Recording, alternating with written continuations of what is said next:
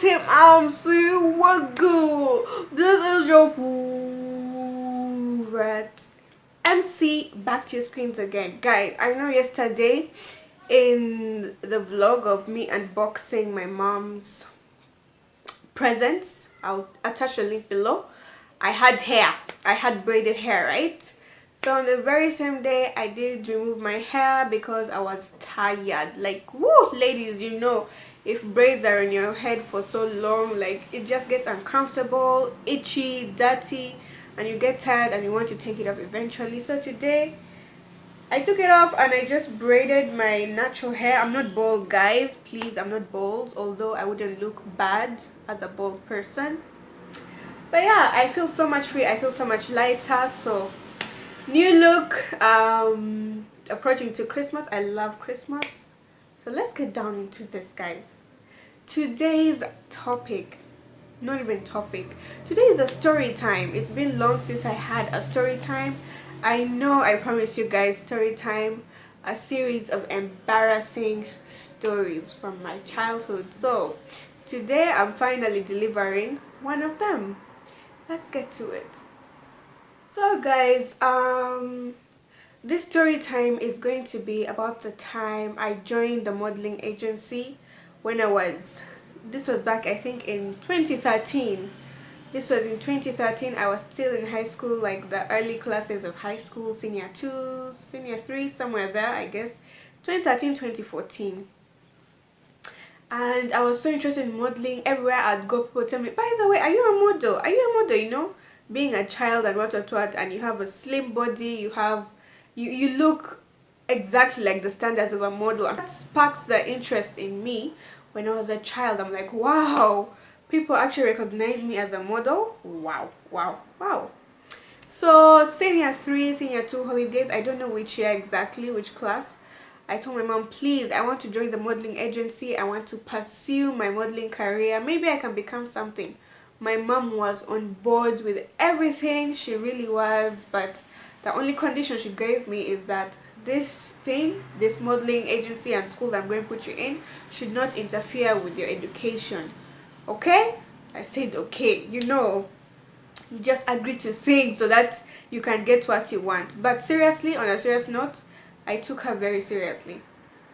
So she enrolled me into modeling school, into a modeling agency. I won't state the name here in case one of them ever find me in the future when I'm famous. I don't want them to come for me. But it was in Makerere University. If you go to Makerere University, you know the agency that is in there.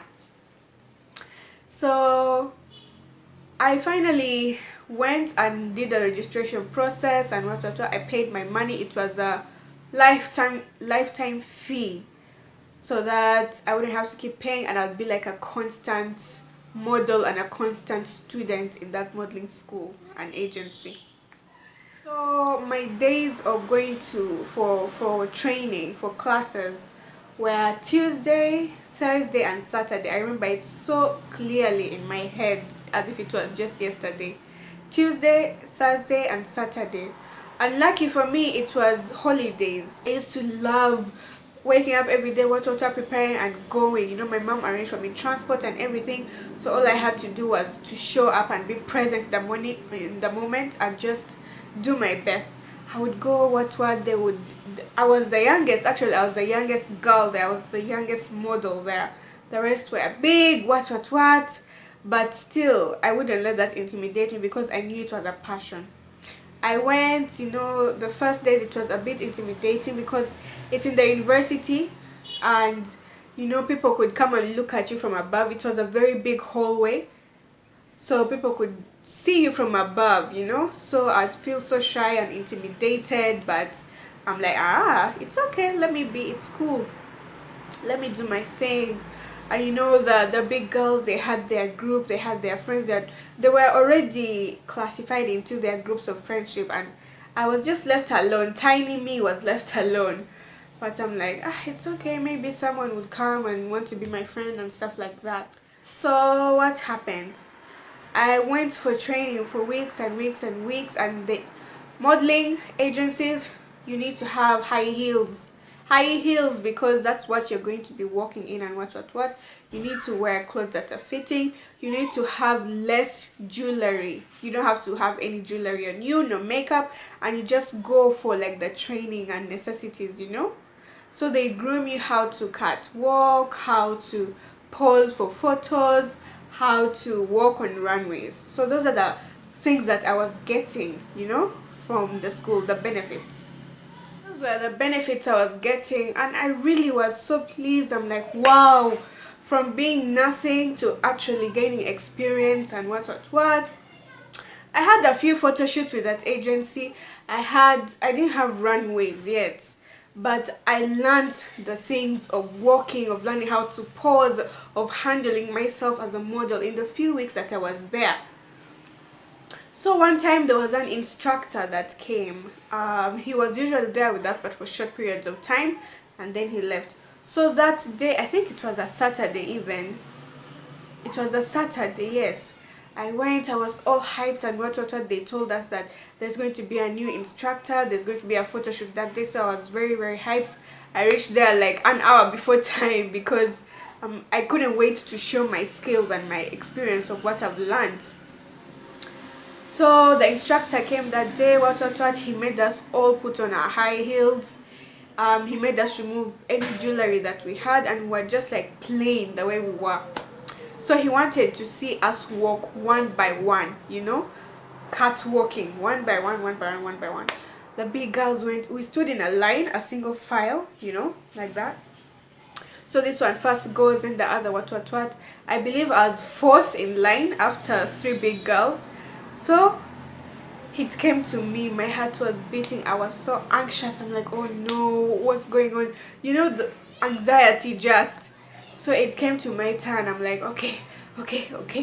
I started walking, and it was a hall, just a room, but a very big one. So you had to like walk all four walls, you know. So I started walking, what. I believed that I was doing well. I believed that everything I was doing, you know, I was implementing everything. Then I finally came back to my single file. Then everyone else went, okay. So this, after everyone finished, blah blah blah blah, so the instructor, he said good. He was now telling people where to improve, where to what, but he was rude, you know. He would look at you like that, like, you have to dress better, you have to do this, your work wasn't so good, blah blah blah blah blah, you know. He was really criticizing. And it's the modeling world. If you're not criticized, then what are you doing? Are you even a model?